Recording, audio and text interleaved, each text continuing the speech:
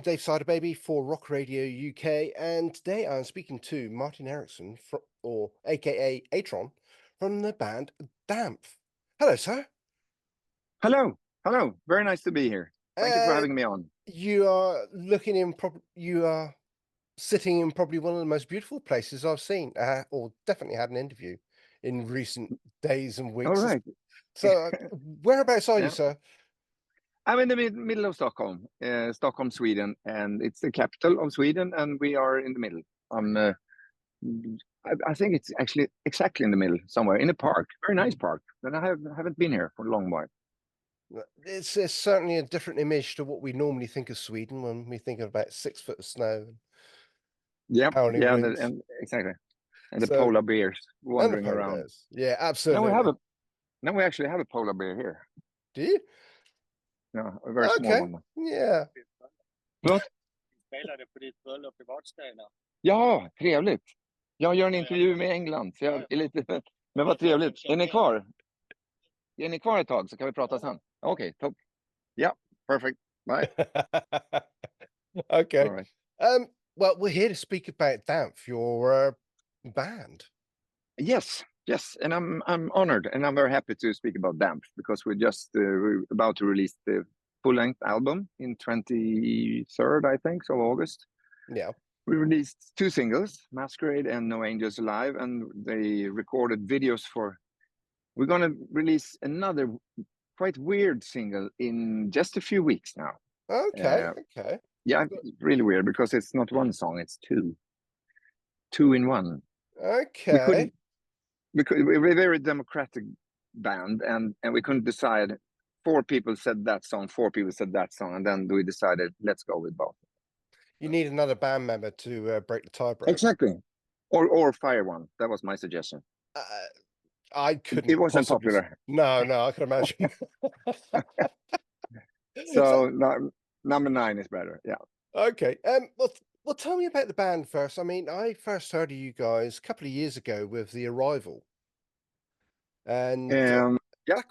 I really like that album, and it's one of my favorites of that year, I have to say, because it's quite different to what I normally like. And yeah, I'm so happy you to hear that. piqued my interest then. So tell me how Damp started. Where did it all come from? I think it started probably in my mind 20 years ago or something. I played drums in a thrash metal band called Maninja Blade. They changed name to Hexenhaus about the time I got fired, by the way. And then I continued writing music, but it turned out to be a lot different music, more dance oriented music. But I always, play the drums and listen to my metal, and I always had this project.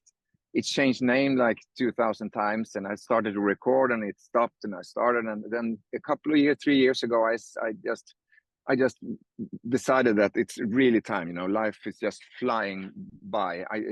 It's time to do this properly. So I sat down and I put together these songs, and I wrote some more songs, and then I met this wonderful producer, Jonah T. He's the head songwriter and producer of many groups now, but his favorite group is, I think, Heat. He's our secret member. I'm not supposed to say he's in the band, but he is, and I'm very happy for that. He's the beak with a mask, Anyway, and wonderful producer. So and he said, yes, let's do this. So we started to record, and then we needed more different. He's an excellent guitarist, but solo guitar. We took Tommy Johansson from Sabaton, and then we had this wonderful Pontus Norgren from Hammerfall. So I just took all the friends I have and said, I'm going to do this record. Yeah, you've been talking about that fucking record for 20 years now, so let's do it. So they all friends come together, and today that was that record, and then I decided that some of the members asked if they could be, real members of the band, solid, like there's. And then I said, of course. And so I met Love Magnusson from Dynasty, and he said that he would really be part of this. And suddenly we were 8 people.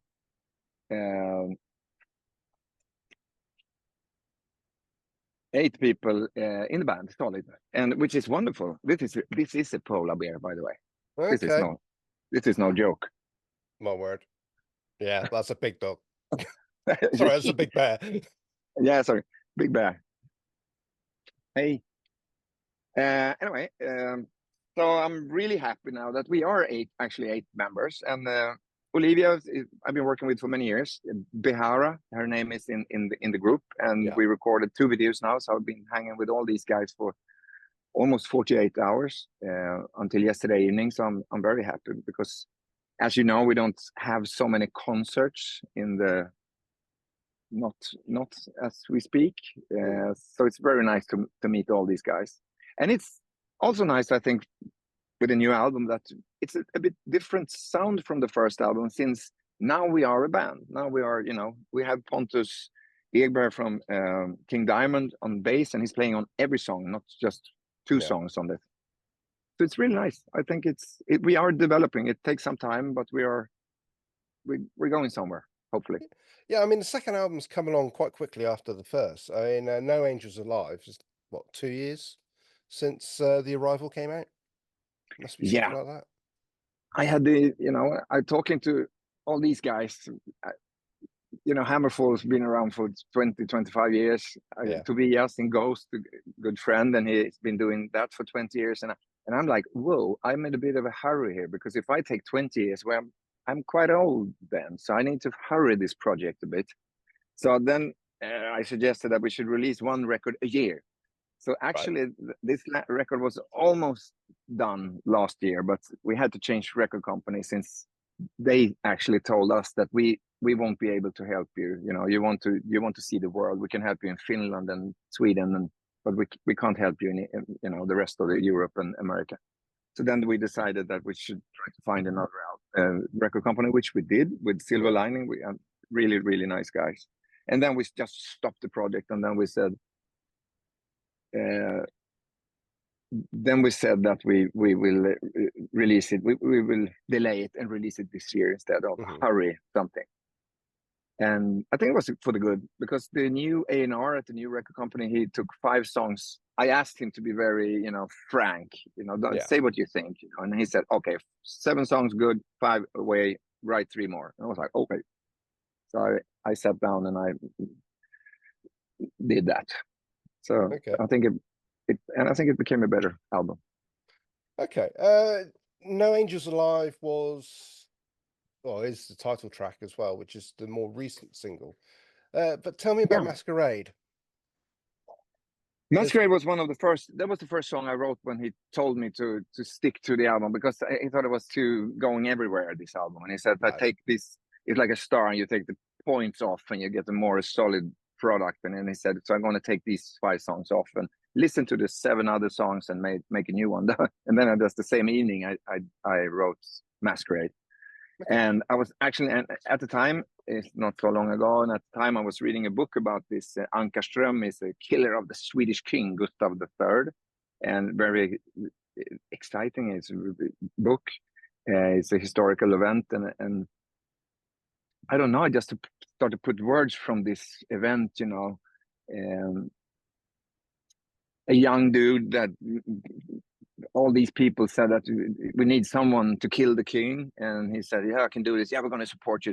And then it finally happened. No one supported him. He was totally alone, this guy. And he just wanted to be, of course he hated the system at the time, but he wanted to be popular among these generals, and they just turned their backs to him when it was all done.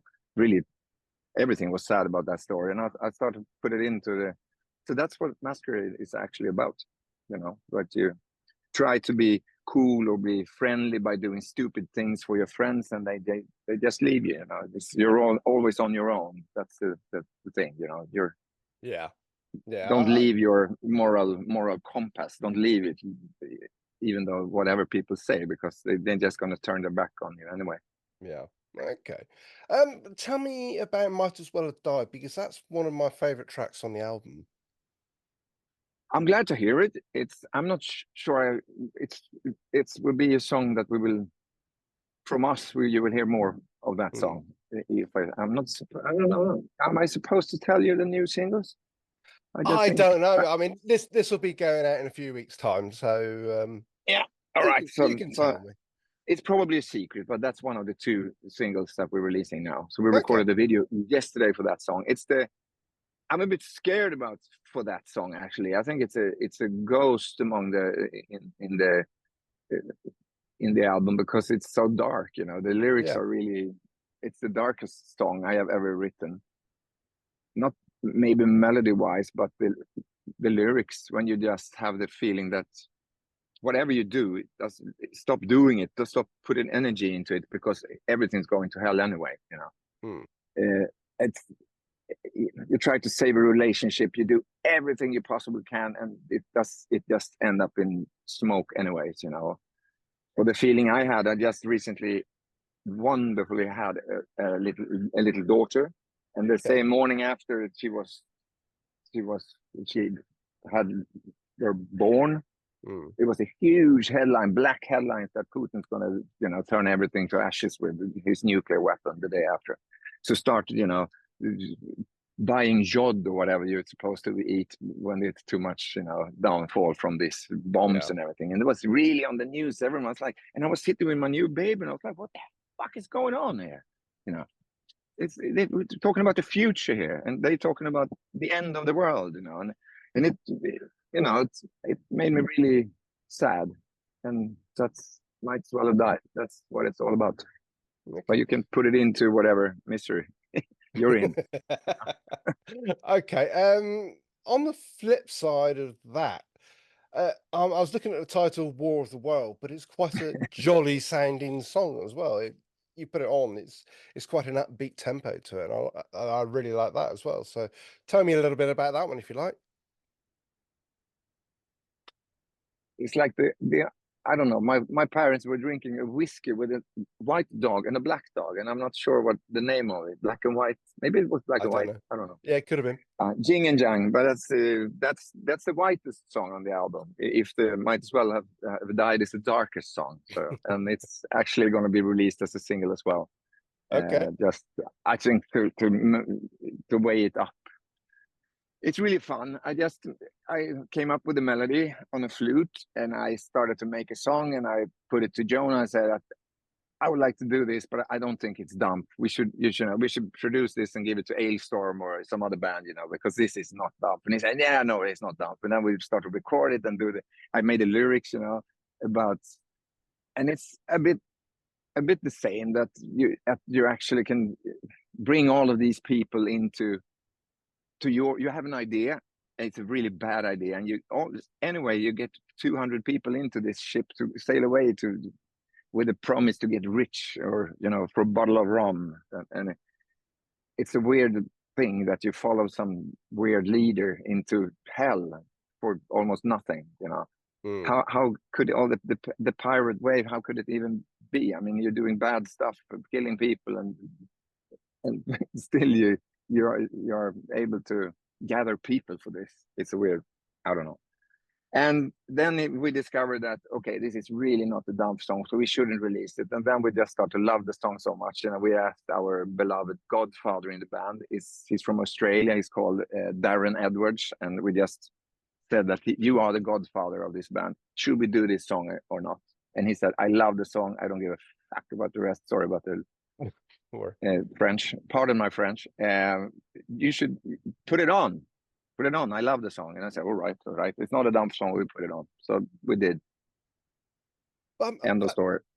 That sort of What do you sums think? up. I love it. I really do love it. I mean, like you say, the yin and yang with the 2 songs that I just picked up.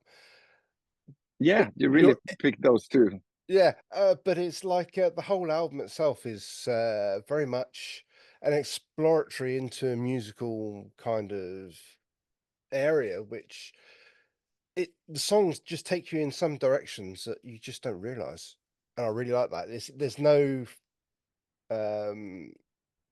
standardization of the song, shall we say? No, that's.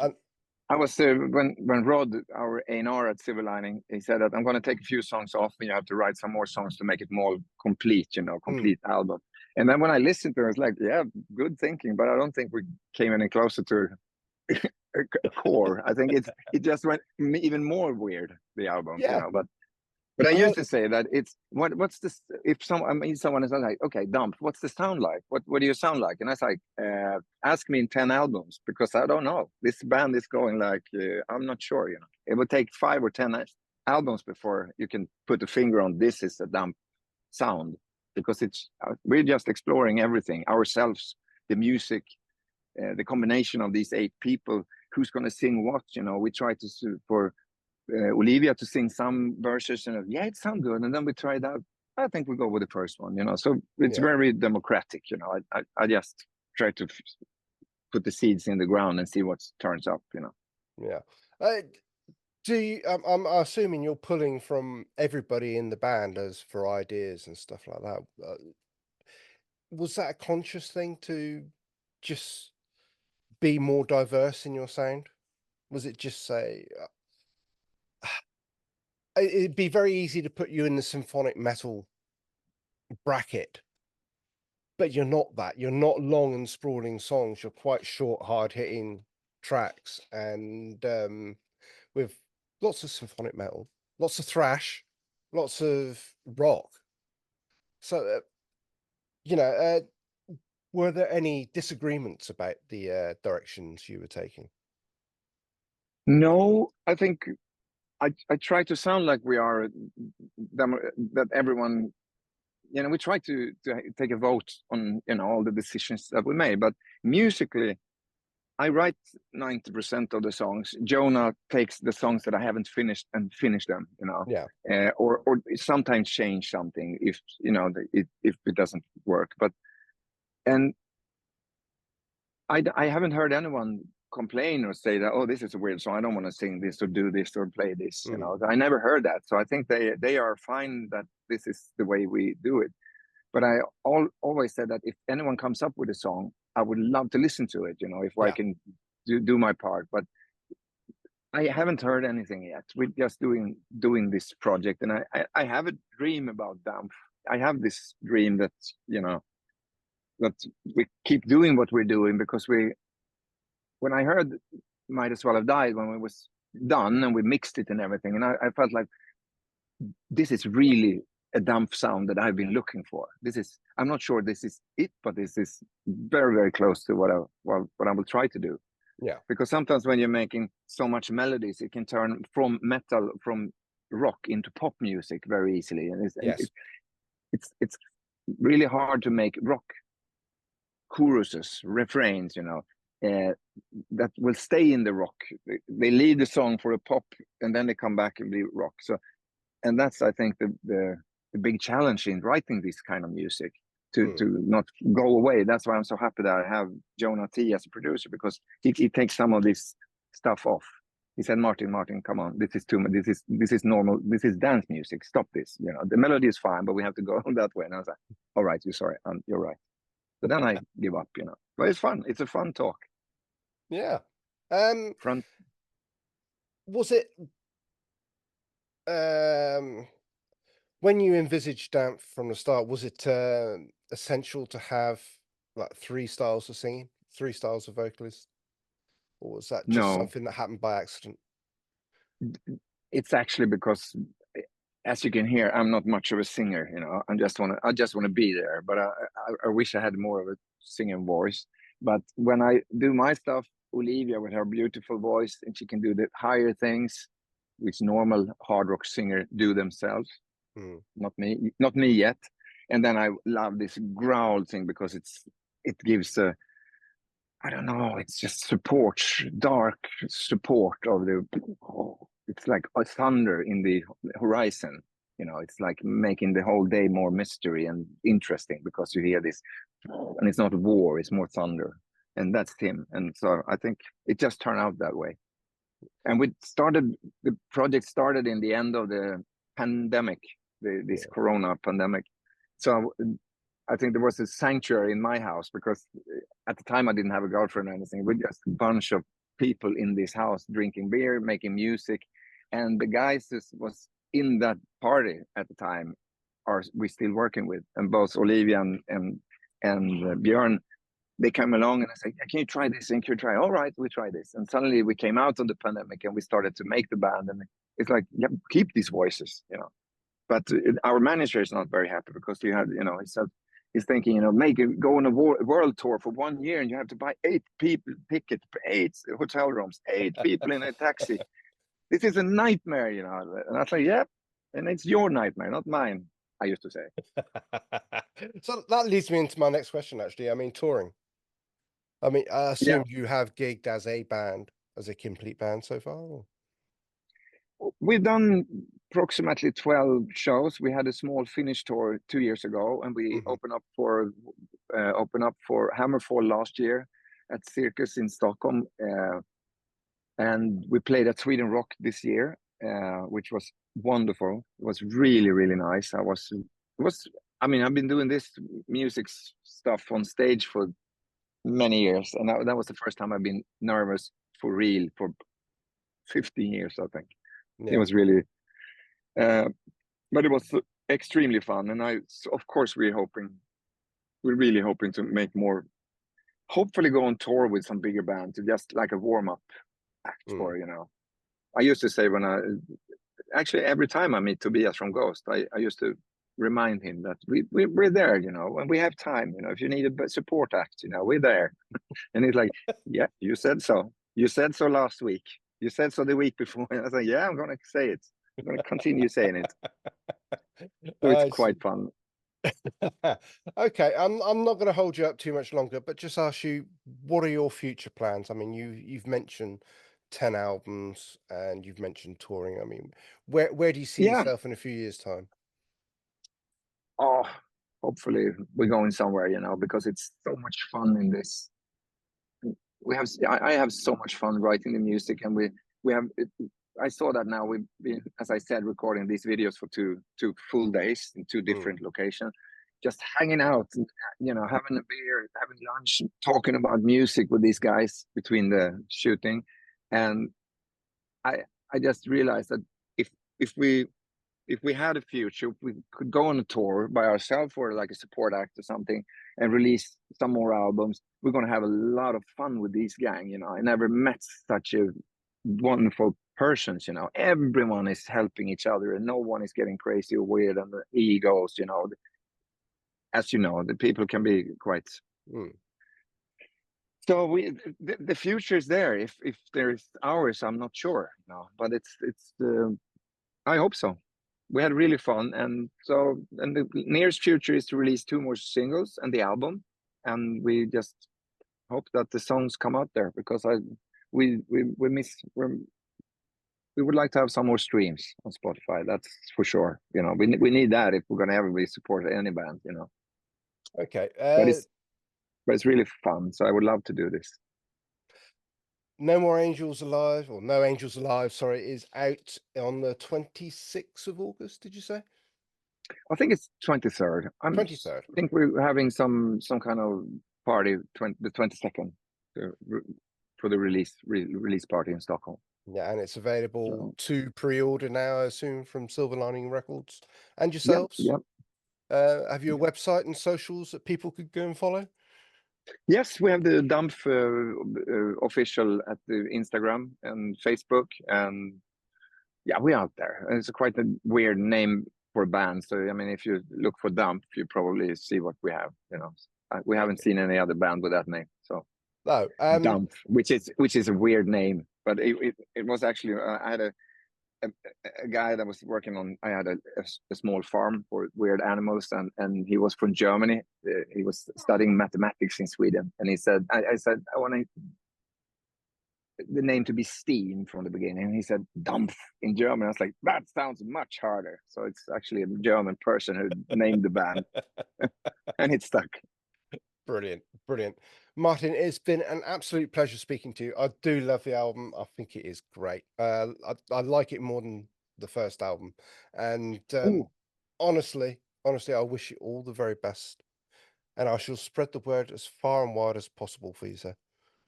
Dave, thank you so much. Thank you for having me on, and I'm very happy to hear that. Thank you so much. Really, thank you. Thank you for your time. Thank you.